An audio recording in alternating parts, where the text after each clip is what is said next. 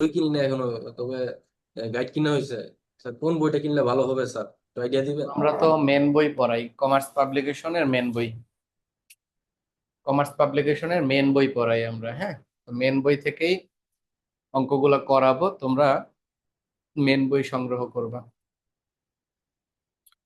আমি প্রথমে চ্যাপ্টার 7 এর রুলস গুলো তোমাদের লিখে দিই।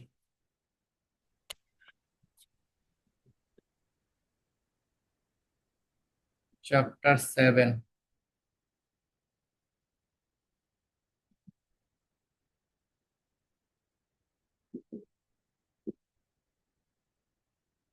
ক্যাশ ফ্লো স্টেটমেন্ট, নগদ প্রবাহ বিবরণী। এটার দুইটা পদ্ধতি হয়, একটা হলো ডিরেক্ট মেথড, একটা ইনডিরেক্ট মেথড। প্রথমে আমরা ইনডিরেক্ট মেথডের নিয়ম লিখব।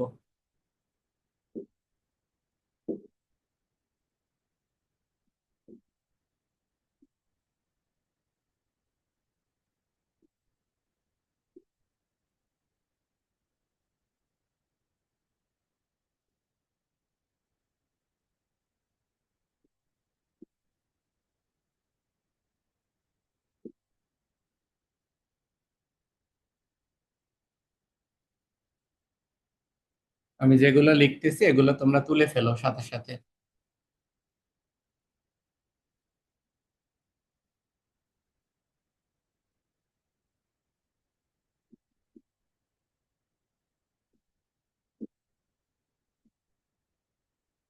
Cash flows from operating activities. প্রথমে যেটা লিখলাম সেটা হলো cash flows from operating activities.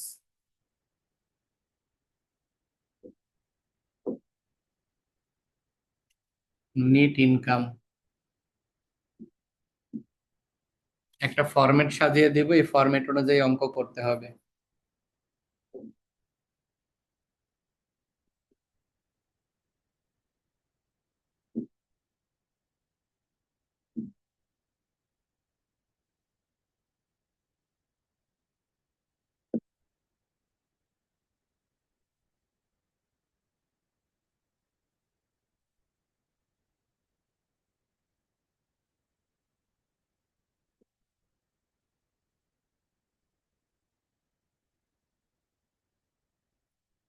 Cash flow স্টেটমেন্টের প্রথম 3টা পার্ট করব আমরা, 3 পার্টের মধ্যে প্রথম পার্টটা লিখলাম cash flows from operating activities. এই অপারেটিং অ্যাক্টিভিটিস এর মধ্যে অঙ্ক শুরু হবে নিট ইনকাম দ্বারা।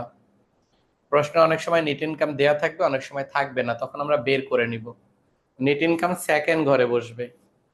এর সাথে আমাদের এই সেন্টেন্সটা লিখতে হবে, adjustment to reconcile net income to net cash provided by operating activities. এই সেন্টেন্সটা আমাদেরকে লিখতে হবে, adjustment to reconcile net income to net cash provided by operating activities.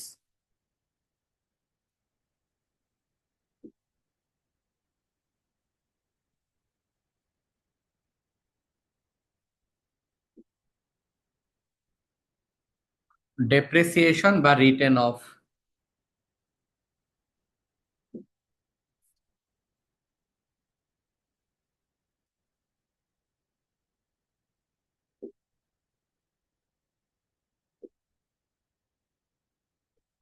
Increase in current asset,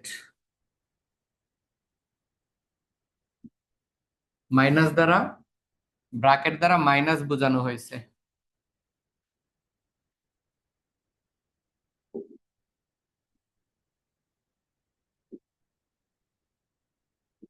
decrease in current asset,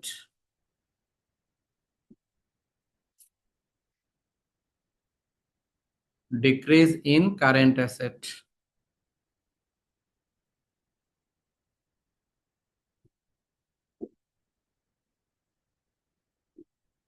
increase in current liabilities.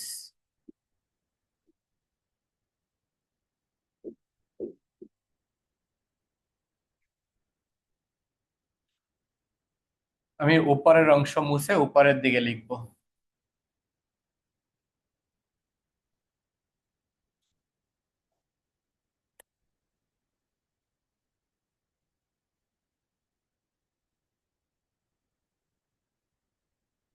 Increase in current liabilities পরে লিখতেছি decrease in current liabilities.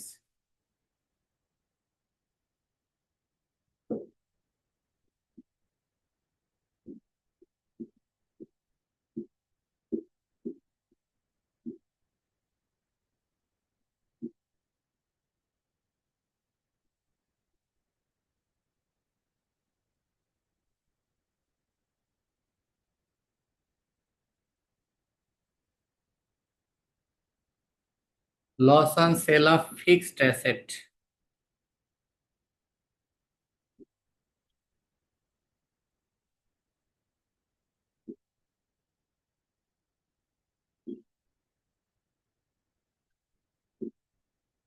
Gain on sale of fixed asset.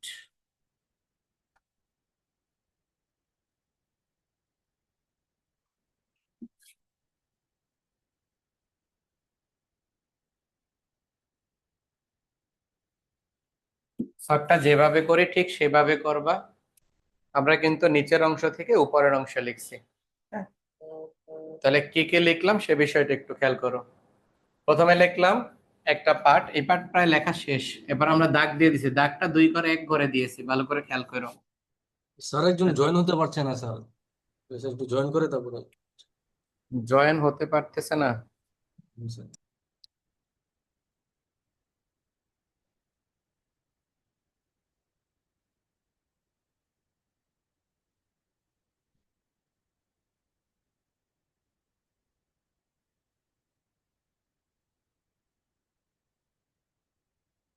Passcode চাওয়ার কথা না, যদি চাই তাহলে NCA লেখা থাকবে, বড় হাতের এনসিএ দিবা, তাহলে পাসকোড দিয়ে জয়েন হতে পারবে। যতটুকু লিখছি সেটা আমি একটু তোমাদেরকে বুঝাইতে চাই। ক্যাশ ফ্লো স্টেটমেন্ট অনেক সহজ অঙ্ক, বুঝতে পারলে এবং এই এই বছর যদি ভালো করে শিখো, আগামী 2 বছর এই চ্যাপ্টার তোমরা সুবিধা ভোগ করতে পারবে। আগামী 2 বছর প্রথমে ক্যাশ ফ্লো আমরা ইনডিরেক্ট মেথডের রুলস লিখতেছি। এই যা রুলস লিখতেছি সেই অনুযায়ী মান বসাইলে অঙ্ক হয়ে যাবে। তোমরা এই ফরম্যাট গুলো খুব ভালো করে খেয়াল করবা। প্রথমটা লিখছি cash flows from operating activities. এই অপারেটিং অ্যাক্টিভিটিস এর আন্ডারে প্রথমে নেট ইনকাম বসবে, সেটা প্রশ্নে দেয়া থাকবে। এটা সেকেন্ড ঘরে, কখনো ঘর চেঞ্জ করবা না। Adjustment to reconcile net income to net cash provided by operating activities. এই সেন্টেন্সের আওতায় এখানে আমাদের 7টা এন্ট্রি বসবে। সবসময় মনে রাখবা এই সেন্টেন্সের আওতায় আমরা 7টা এন্ট্রি বসাবো। এই হলো 7টা এন্ট্রি। আমরা উপরে নিচে লিখছি। প্রথমটা কি? ডেপ্রিসিয়েশন বা অ্যামোর্টাইজেশন বা রিটেন অফ। অ্যামোর্টাইজেশন তো আর থাকে না, রিটেন অফ থাকে। অবচয় বা অবলোপন, সেটা প্লাস ফিগারে আসবে। কেন প্লাস ফিগার, এগুলো সব ব্যাখ্যা আমি অঙ্ক করার সময় দিব। এখন তো রুলস লিখতেছি, রুলসের সময় ব্যাখ্যা দেওয়ার প্রয়োজন নেই। Increase in current asset, current asset যদি বৃদ্ধি পায়, চলতি সম্পদ যদি বৃদ্ধি পায়, তাহলে মাইনাস হবে। মাইনাস হওয়ার অবশ্যই কারণ আছে, কারণটা আমরা পরে ব্যাখ্যা করতে চাই। Decrease in current asset, decrease যদি কারেন্ট অ্যাসেট চলতি সম্পদ যদি হ্রাস পায়, তাহলে যোগ হবে। ইনক্রিজ ইন কারেন্ট লাইবিলিটিস, চলতি দায় যদি বৃদ্ধি পায় তাহলে প্লাস হবে। ডিক্রিজ ইন কারেন্ট লাইবিলিটিস, এটা যদি অর্থাৎ কারেন্ট লাইবিলিটি চলতি দায় যদি হ্রাস পায়, তাহলে আমরা বিয়োগ করব। Loss on sale of fixed asset, স্থায়ী সম্পদ বিক্রি করে যদি কখনো লস হয়, তাহলে সেটা প্লাস। আর gain on sale of fixed asset, যদি স্থায়ী সম্পদ বিক্রি করে প্রফিট হয়, তাহলে সেটা মাইনাস।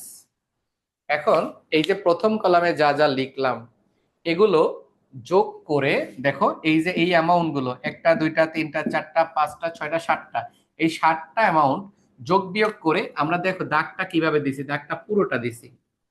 এই পুরোটা দাগের উপরে বসবে, উপরে বসবে, দাগের উপরে বসবে। এরপরে আমরা এই ঘরটা যোগ বিয়োগ করে আনসার নামাবো নিচে। তো আমি এই নিচের অংশটা মুছে দেই। পরে যে জয়েন করছো ক্লাসের ভিডিওটা দেখে এই অংশটা তুলে নিবা। এই যা ফরম্যাট শেখাচ্ছি সে অনুযায়ী মান বসাইবা, দেখবা অঙ্ক হয়ে গেছে।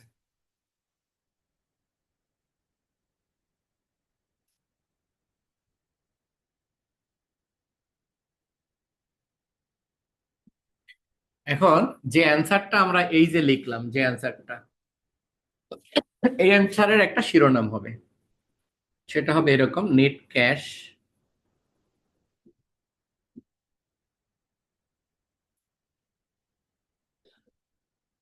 Used by operating activities.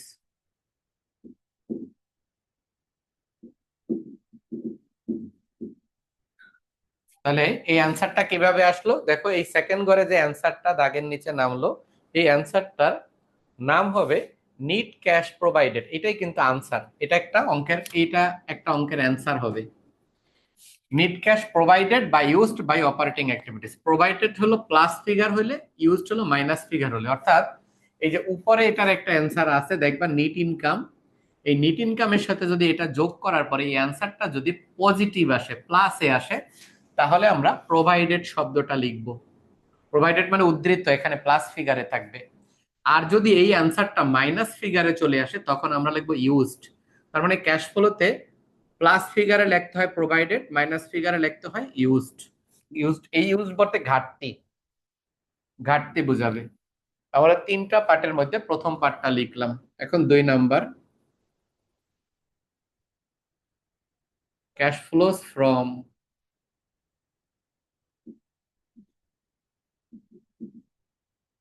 Investing activities.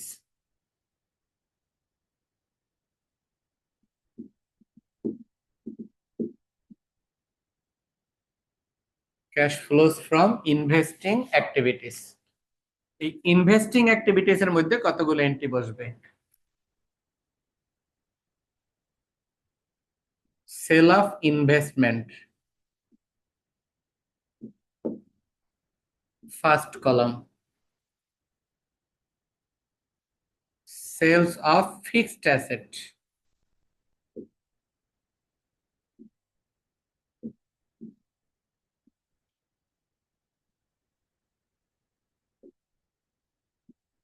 Purchase of fixed assets. এই ইনভেস্টিং এ এর বাহিরে কোনো এন্ট্রি আসতে পারে না, এর বাহিরে কখনোই কোনো এন্ট্রি আসতে পারে না। দেখো আমরা সেকেন্ড যে পার্টটা সেটা হলো একই ছক কিন্তু কন্টিনিউ চলতেছে, একটা ছকই চলতেছে। Cash flows from financing activities বা ইনভেস্টিং অ্যাক্টিভিটিস, বিনিয়োগ কার্যক্রম হতে নগদ আন্তঃপ্রবাহ। এটা আমরা লিখবো সেল অফ ইনভেস্টমেন্ট, বিনিয়োগ বিক্রি করলে টাকা আসবে তাই যোগ। Sale of fixed asset, fixed asset মানে স্থায়ী সম্পদ, স্থায়ী সম্পদ নামে অঙ্কে যা যা থাকবে, ল্যান্ড, বিল্ডিং, ফার্নিচার, ইকুইপমেন্ট, এগুলো যা থাকবে, এগুলো যদি বিক্রি করে টাকা আসবে তাই আমরা এখানে যোগ করব। আর purchase of fixed asset, purchase of fixed asset, fixed asset অর্থাৎ স্থায়ী সম্পদ যদি আমি ক্রয় করি টাকা টাকা চলে যাবে, তাহলে আমরা এটা বিয়োগ করব। এখন এই তিন ধরনের এন্ট্রি ছাড়া এখানে অন্য কোনো কিছু আসতে পারে না। এরপরে আমরা এখানে দাগ দিব, দাগটা শুধু ফার্স্ট কলাম। এই একটা, দুইটা, তিনটা, এই তিনটার যোগ বিয়োগ করে অ্যান্সারটা এরকম নামবে। অ্যান্সারটা দাগ থেকে একটু নিচের দিকে হবে। এই যে দাগটা দিয়েছি, দাগ থেকে অবশ্যই নিচের দিকে, দাগ বরাবর বা উপরে লেখা যাবে না। কারণ এই যে দাগ যেটা দিয়েছি, যে আনসারটা নামাইলাম, এটা বরাবর একটা শিরোনাম হবে। নেট ক্যাশ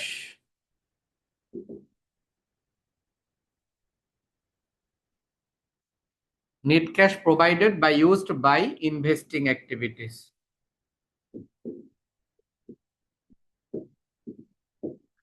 এইটা হলো দ্বিতীয় অ্যান্সার, এটাও একই রকম। এই অ্যান্সারটা যদি প্লাসে হয় তাহলে প্রোভাইডেড শব্দটা, যদি অ্যান্সারটা মাইনাসে হয় তাহলে ইউজড লিখবো। তার মানে একই অঙ্ক তো দুইটা হবে না, হয় প্রোভাইডেড হবে অথবা ইউজড হবে। এই ছকটা চলমান আছে এখনো, এখানে আমরা আর দাগ দিব না। উপরের অংশটা মুছে ফেলি, যদি না লেখা হয়ে থাকে আমাকে কিন্তু আওয়াজ দিতে হবে।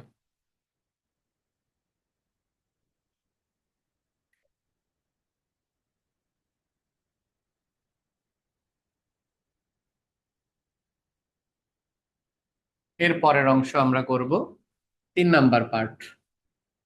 বুঝতেই তো পারতেছো আসলে 3 নাম্বার পার্টটা হলো এখানে হচ্ছে, এইখানে আমরা করতেছি, কিন্তু এইটাই আমরা এখানে লিখতেছি উপরে।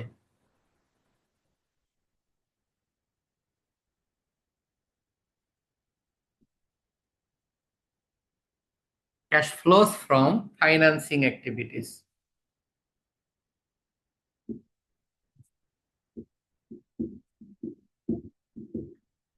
Cash flows from financing activities, অর্থায়ন কার্যক্রম হতে নগদ আন্তঃপ্রবাহ। ফাইন্যান্সিং অ্যাক্টিভিটিসে অনেক বেশি এন্ট্রি বসে না, এখানেও একটা লিমিটেড এন্ট্রি বসে। তার মধ্যে প্রথম এন্ট্রিটা হলো cash dividend paid. Cash dividend paid first column. এটা বিয়োগে হবে। তোমরা মোটামুটি কনফার্ম যে এই চ্যাপ্টারে দুইটা অঙ্ক কমন পাইবা, পার্ট বি তে একটা, সি তে একটা, 14 নাম্বার কমন পাইবা এই চ্যাপ্টার থেকে। একদম মোটামুটি কনফার্ম, একদম 14 নাম্বার কমন পাইবা। আর অঙ্ক যেভাবেই আসো বানাই বানাই অঙ্ক ইনশাল্লাহ অঙ্ক মিলাই ফেলতে পারবা। ক্যাশ ডিভিডেন্ড পেইড এটা। Issue of common stock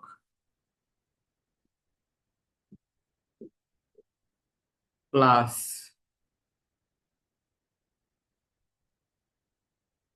issue of bond,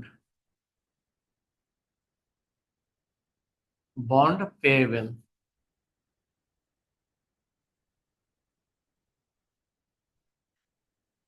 issue of bond payable, নিচের অংশটা মুছলাম।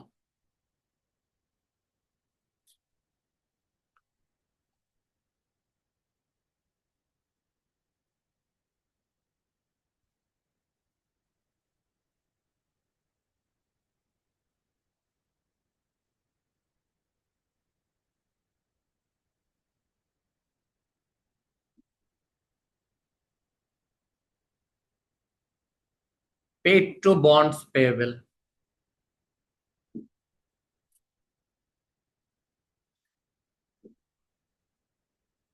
Purchase of treasury stock,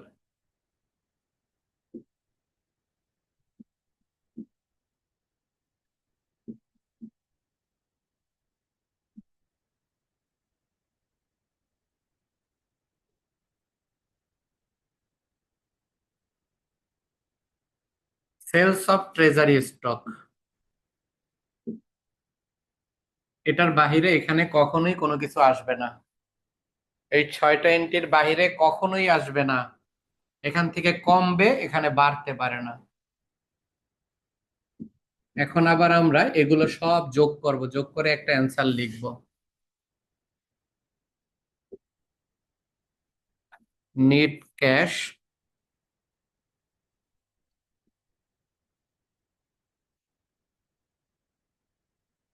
net cash provided, provided হবে প্লাস হলে, ইউজড হবে মাইনাস হলে।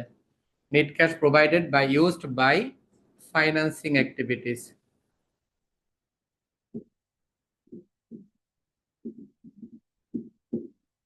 Financing activities. এখন তোমরা সেকেন্ড কলামটার দিকে, এই কলামটার দিকে তাকায় দেখো, তোমরা যেটা উঠাইছো এখানে 3টা টাকা চলে আসছে। 3টা শিরোনামে 3টা টাকা চলে আসছে। প্রথম শিরোনামটা ছিল net cash provided by used by investing operating activities. Second যেটা ছিল সেটা হলো নেট ক্যাশ ইউজড বা প্রোভাইডেড বাই ইনভেস্টিং অ্যাক্টিভিটিস। আর এখন একটা আসছে net cash provided by used by financing activities. এই 3টা শিরোনাম চলে আসছে তোমাদের। এখন এই 3টা শিরোনাম, তার মানে এদিকে আরো 2টা আছে উপরের দিকে। এই 3টাকে যোগ বিয়োগ করব, যোগ বিয়োগ যে কোনোটাই হতে পারে, তারপর একটা অ্যান্সার চলে আসবে। এই যে অ্যান্সারটা, এই অ্যান্সারটার নাম হবে net increase or decrease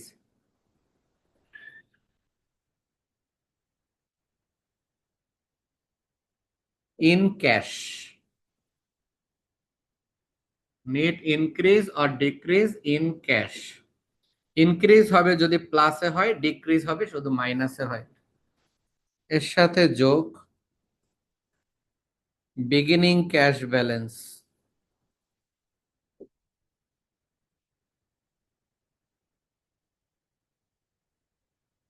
beginning cash balance. এটা যোগ করার পরে যে আনসার আসবো সেটার নামই হলো এন্ডিং ক্যাশ ব্যালেন্স।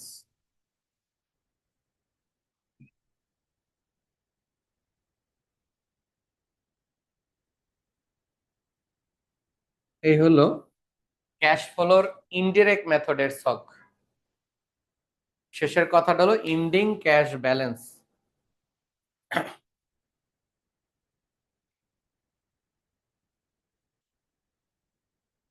শেষের কথাটা হলো এন্ডিং ক্যাশ ব্যালেন্স।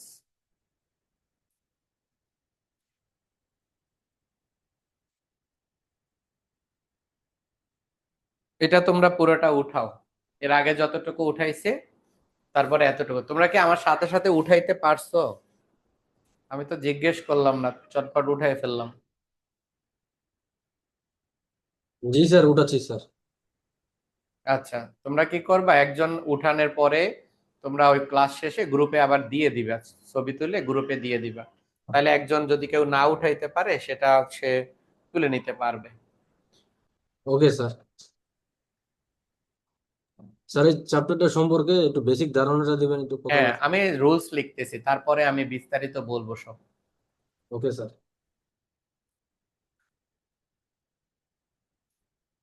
বাকিরা উঠাইছো? তোমরা আরো যারা আছো বাকিরা কি উঠাইছো?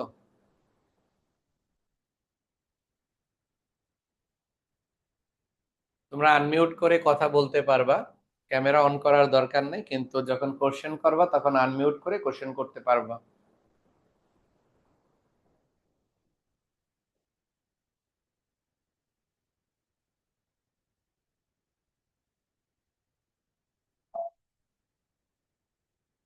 চলো তাহলে আমরা সামনের দিকে আগাই। এই অংশটা মুছে দিলাম।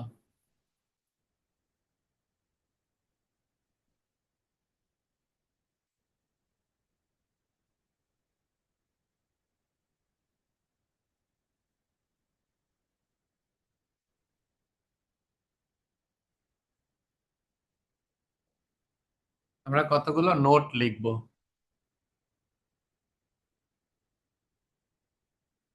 এই নোটগুলো তোমাদের কাজে লাগবে। প্রশ্নে যদি নেট ইনকাম বা ক্যাশ ডিভিডেন্ড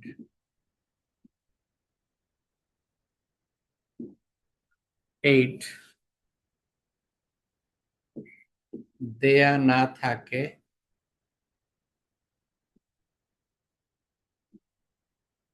তখন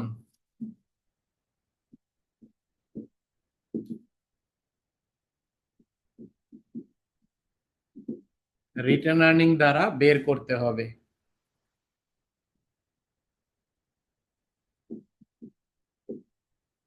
তখন রিটার্ন আর্নিং দ্বারা বের করতে হবে। প্রশ্নে যদি নেট ইনকাম বা ক্যাশ ডিভিডেন্ড, প্রশ্নে যদি নেট ইনকাম অথবা ক্যাশ ডিভিডেন্ড এই দুইটার কোনো একটা দেয়া না থাকে, তখন রিটেন আর্নিং দ্বারা বের করতে হবে।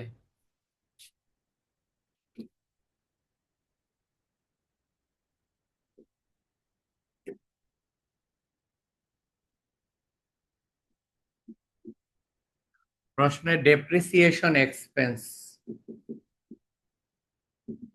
দেয়া না থাকলে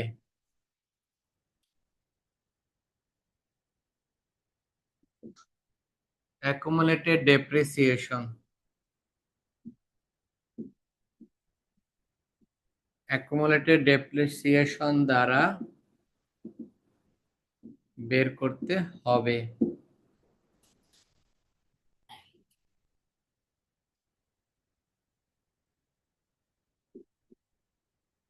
ফিক্সড অ্যাসেটস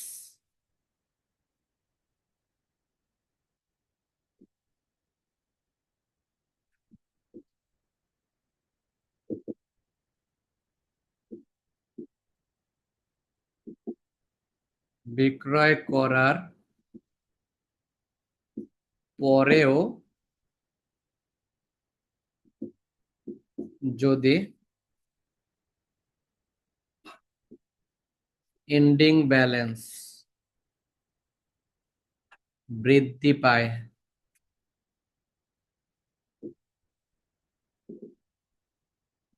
তখন নিউ পারচেস, তখন নিউ পারচেস বের করতে হবে।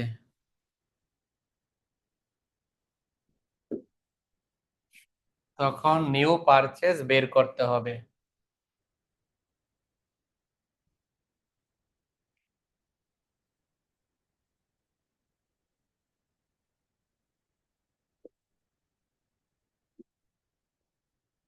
বুক ভ্যালু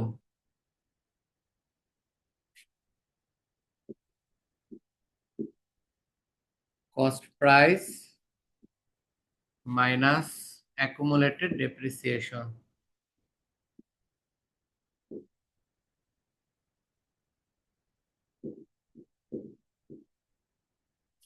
বুক ভ্যালু সমান cost price minus accumulated depreciation.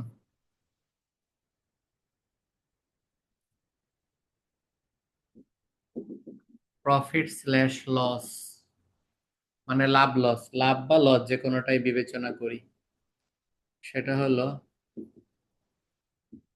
Sales value minus book value. এটাকে বিপরীত হতে পারে, বুক ভ্যালু আগে সেলস ভ্যালু পরে, এমনও হতে পারে। লাভ লসের ক্ষেত্রে এই সূত্র। এই নোটগুলো আমাদের খুব দরকার। এই নোটগুলো যদি না থাকে তাহলে অঙ্ক করে পারবা না, অঙ্ক বুঝবা না।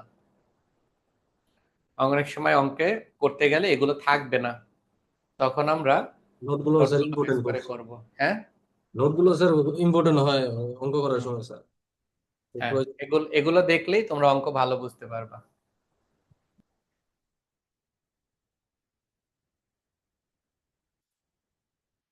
আচ্ছা, এইটা আমরা মুছলাম।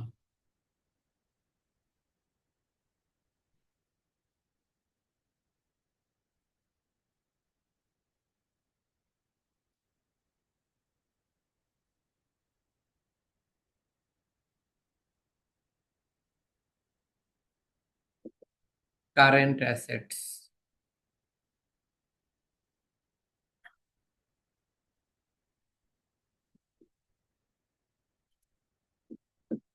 Accounts receivable,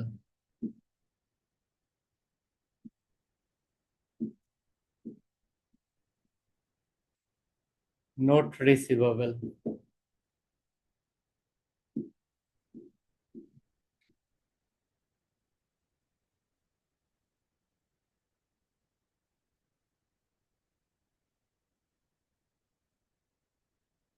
marketable securities,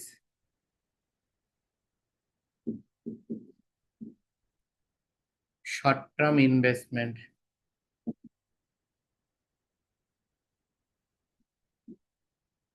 short term investment,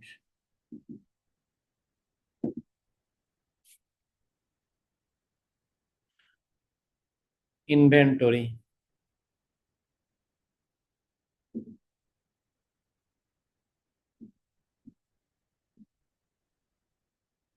inventory বা স্টক একই কথা।